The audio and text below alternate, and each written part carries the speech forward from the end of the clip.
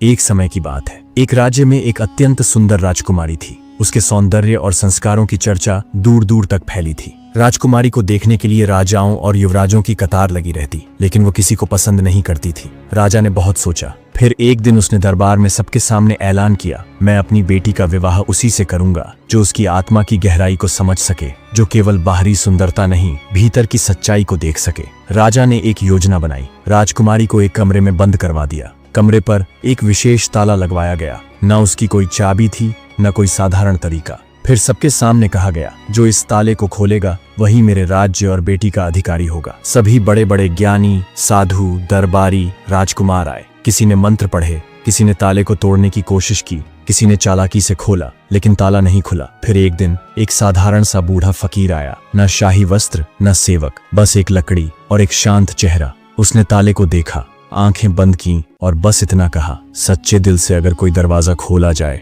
तो वो कभी बंद नहीं रहता। उसने हाथ बढ़ाया और ताले पर हाथ रखा।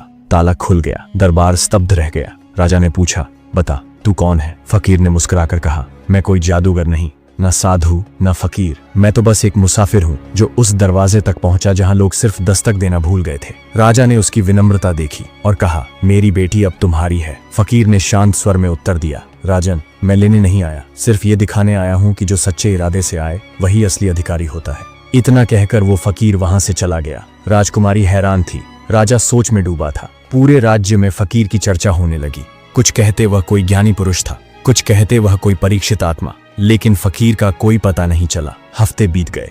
एक दिन राजकुमारी ने राजा से कहा, पिताश्री, वो कोई साधारण इंसान नहीं था। मैं उसकी आंखों में कुछ गहरा देख रही थी। क्या हम उसका पता नहीं लगा सकते? राजा ने सैनिकों को आदेश दिया, पूरे राज्य में उस फकीर को ढूंढा जाए, लेकिन कहीं कुछ न मिला। फिर एक रात राजकुमारी को सपना आया। सपने में वही फकीर था। उसने बस इतना कहा, अगर जानना चाहो मैं कौन हूँ तो उस पुराने दरबार में आना जहाँ लोग अब जाना भूल चुके हैं। अगली सुबह राजकुमारी उसी दरबार की ओर निकल पड़ी। वो दरबार सुनसान जंगल के बीच था। वहाँ सन्नाटा था, लेकिन एक दीपक जल रहा था। दरबार के अंदर वही फकीर बैठा था। राजकुमारी ने पूछा, आप कौन हैं? फकीर ने कहा, तू जानना चाहती है तो सुन, मैं भी किसी समय एक राजा था जिसे लालच, घमंड और ताकत ने रास्ता भटका दिया था, लेकिन फिर मैंने सब छोड़ दिया और अपने अंदर की सच्चाई को समझने की कोशिश की। बहुत समय खुद से लड़ते लड़ते बीता, तब जाकर मैंने जाना कि असली ताकत बाहर नहीं, भीतर होती है। राजकुमारी चुप रही। फकीर ने कहा, मैं तुम्हारे जीवन में इसलिए आया क्योंकि तुम भी अब उस मोड़ पर हो जहां या तो तुम घमंड चुनोगी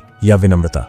मेरा काम सिर्फ दरवाजा खोलना था, अब चलना तुम्हारा काम है। इतना कहकर फकीर ने अपनी आंखें बंद कर ली। जब राजकुमारी बाहर निकली तो जैसे वो एक नई इंसान थी। वो राजमहल लौटी और राजा से कहा, पिताजी, मुझे अब शादी नहीं करनी, मुझे अपने राज्य के लिए कुछ करना है। राजा ने मुस्कुराकर कहा, तू सच में उस फकीर की बात समझ गई है। और इस तरह एक फकीर जो कभी राजा था, एक राजकुमारी को उसका असली रास्ता दिखा गया।